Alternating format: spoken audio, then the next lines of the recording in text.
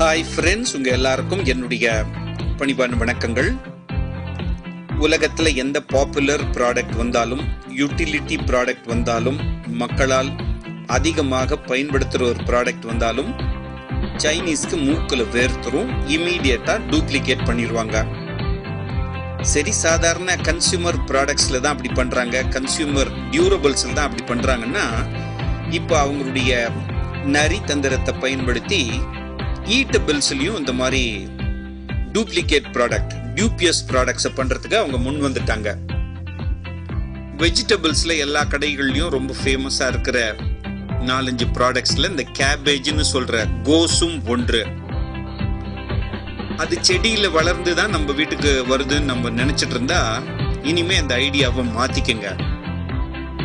சில கெமிக்கல்ஸை பயன்படுத்தி வீட்லேயே சின்ன 4 தகர டப்பாவை வச்சு சில ப்ராசஸஸை பண்ணி உண்மையான செடியில அந்த காயை அறுத்துட்டு வந்தா எப்படி இருக்குமோ அந்த லெவலுக்கு டூப்ளிகேட்டா இவங்க பண்றாங்க. 100 ஒரிஜினல் கோஸோட இது ஒரு 50 காய் வச்சா கடவுள் உள்பட யாராலையுமே கண்டுபிடிக்க முடியாது என்பதுதான் உண்மை. அதை நீங்களே இந்த வீடியோவில் பாருங்க. ஜாக்கிரதையா இருங்க நண்பர்களே.